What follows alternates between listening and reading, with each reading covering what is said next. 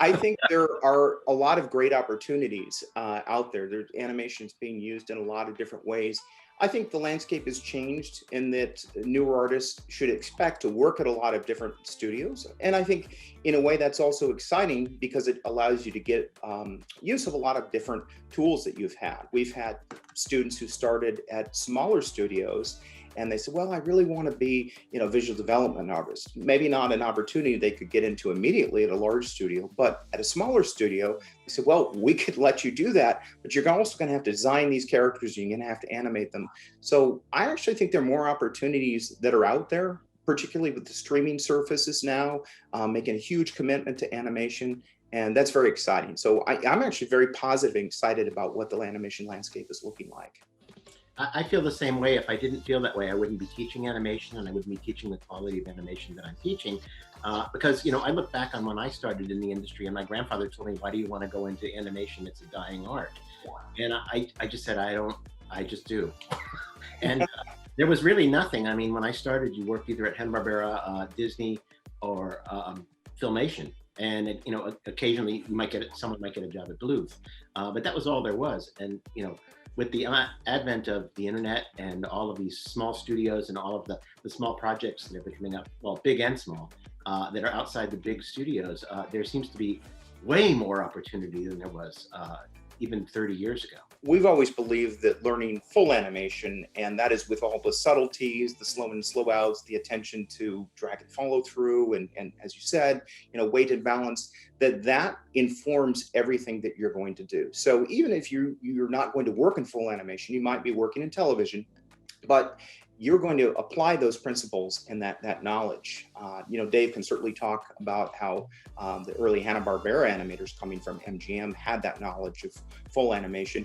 And so they were able to design and animate even limited animation in a really smart way. It's the physics of animation, we call it. It's like, you may be making a teapot come alive and talk and sing and dance around, but it has to be based in some reality. There has to be a structure to it. The fixed features can't be floating all over the face. It has to have natural weight. I mean, we can bend the rules of physics in animation, but we generally don't break them. In fact, that's part of the fun of animation. Elmer Fudd can run off a cliff chasing Bugs Bunny, and he can run as long as he wants in the air until he realizes that he's in the air. And then all of a sudden he has to scramble as fast as he can to get back before gravity takes over and pulls him to his death, or at least to, bandages. And even no matter how stylized you go, it's really about making it convincing. Not realistic. That's not what you're shooting for. You could just do it in live action if you're going to do that. But even a very stylized character can be convincing. If you look at the Mad Tea Party in Alice in Wonderland, you see this really amazing collection of characters. You have Alice, who's ostensibly a human character, but her proportions are very unusual if you compare her to a real person. Really big legs and a really big head.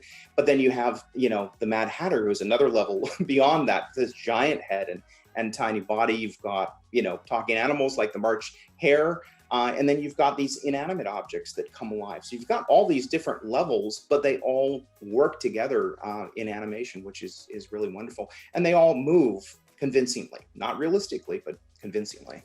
Right. So that thing you talked about that Disney gave us, it's the believability. It suspends the audience's disbelief and makes them believe that these things are possible because it's somewhat based in reality, at least the study of reality.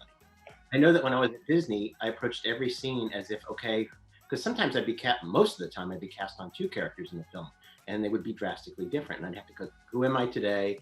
What costume do I put on, and how do I think? So every scene starts with what needs to be communicated here. Who is this person? Are there props I can use? That kind of thing. So you enter a scene the way an actor would walk onto a set, and you start thinking about those kinds of things. Who is this person? What is the unique way they would move or react to certain things? It clearly is acting, at least when it's done well. It's clearly thinking about a unique way of communicating things that's going to make people say, oh, I know that, or I felt that way, or they can relate to it. And that's what makes it fun. To me, that's the interesting part of animation. Yeah, we're thinking about how can we connect emotionally with an audience. If we're animating a character, we want to say, someone to say, boy, I have felt like that at that time. I empathize with that character. That's everything we're trying to do, is express what's inside that character to audience, make them feel in a certain way. I think the great thing about animation, though, is you're not limited by your physicality. You can be a raccoon, you can be a dragon, you can be a teapot, whatever it is. That's really exciting too. And there's nothing like that Frankenstein effect of seeing something is intellectually is a pile of paper, with drawings that are slightly different from each other, or a pile of pixels, and that it comes alive and people believe that that character is really thinking and acting. And that's to me what's most exciting about it. Well, Dave, have you told them that your nickname was the King of Cute for a very long time at Disney? Well, it started at Cal Arts, but yeah, I kind of went over to Disney a little bit. I got kind of cast on the cute roly-poly kind of characters, and I really enjoyed that because that's kind of my style. But every film kind of has its own style that you have to adapt your style to. So there's that challenge, and that is definitely the challenge. But then all of a sudden you'll get tired of that, and you'll say, I want to do something else. And so when I went on to Atlantis, I said, can I do Packard? That we're all gonna die, in the cigarette.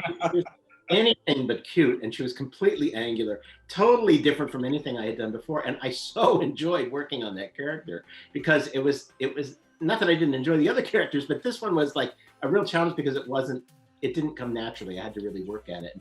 I liked the comedy characters, because they were fun, and they could often be more broad in terms of what they could do. And you knew if you were doing a good job because people would laugh in the theater, and you got an immediate reaction to that, which was fun. But I had a great opportunity to work with Nick Raniere on Hades and Hercules, and that was an opportunity to dig and find that really snarky side of yourself, that part that wants to have the smart ass remark. Wants to put someone down, but you never actually do in real life. You could kind of channel that up there and say, if I really, didn't want to be polite, this is how I could act. And I think that's really funny too. So that's the fun thing, is I see in some of my own characters aspects of my personality, sometimes aspirational, like I wish I was like this character, and sometimes, more like true to home, like, yeah, that's how I really am inside. So that's kind of fun too. When I left Disney, I kind of left, and I kind of retired for a while. I just was kind of tired. It was a lot of work for 20 years. But then I started to get bored, and I thought, well, what am I going to do with myself? I think for animators, you can never completely turn it off. It's always kind of there, because you're constantly studying the world around you. Like Dave was saying, a quirky person, a quirky walk, an interesting turn of phrase, an interesting expression, or an interesting look. That never stops. And when you're surrounded by the world, it's like resource material is all around you. So it's pretty hard to hide from that. You're always drawing from what's around you, or who or all of those things.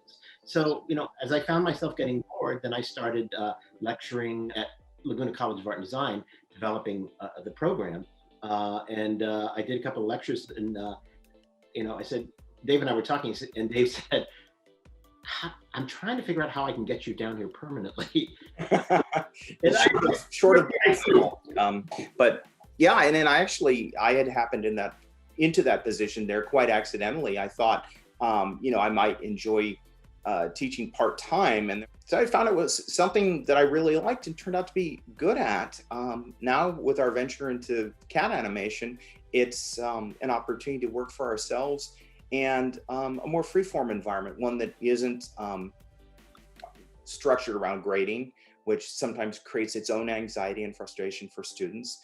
And now it's purely driven by their excitement about learning more and doing their best work. So that's kind of the genesis of our venture here. The opportunity for this came up, and we really started talking about it, and we started realizing it was, the feedback from our students, our past students, and other people really became, very compelling. We thought, this is something that really is come of a time. And so it just kind of naturally evolved.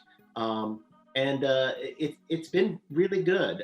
It's been an opportunity to give people an alternative, not necessarily instead of, but an alternative or to augment other kinds of education. It's also, we also do mentoring. It's not just classes. We have online classes, but we also have online mentoring where Dave and I will work together one-on-one with a student to help them build skills in a specific area. And it's an hourly rate, but we're there every week and during the week to help answer questions. And we sort of, there are a lot of people that don't fit into categories. That it's so easy with education to plop people into these little convenient cubbyholes. And there's a lot of people who get left out or who don't get the specialized treatment that they really deserve. And that was one of the thoughts about this too, is, how can we facilitate those people who don't fit into the norm, but who really are talented and are really dedicated? Students nowadays have so many opportunities to put their work out on YouTube and have tens of thousands or even millions of people see it. I think that's really great. People focus a lot on the aspect of networking, but that's really only beneficial if you have something great to offer. It's a little bit who you know, but it's a lot more what you know. Because once you get a job, you have to show them that you can do the job. You can't fake talent. You can't fake animation. If you don't have it, they'll find out soon enough. Well, I think you've hit on the fundamental cornerstone of being an artist, is that essential insecurity versus being happy with your work, finding the balance of, there was one psychologist who described it as being satisfied with being unsatisfied, knowing that, well, this is the best I can do now. I'm going to get better, but you also have to have enough confidence in the work you're doing now. Sorry, I cut you off, Dave. You wanted to. No. You said pretty much what I was going to say. We had an experience at the college where students who were in their first year, they were barely scratching the surface of what they needed to learn to work professionally, were already concerning themselves with, how do I get out there and get internships?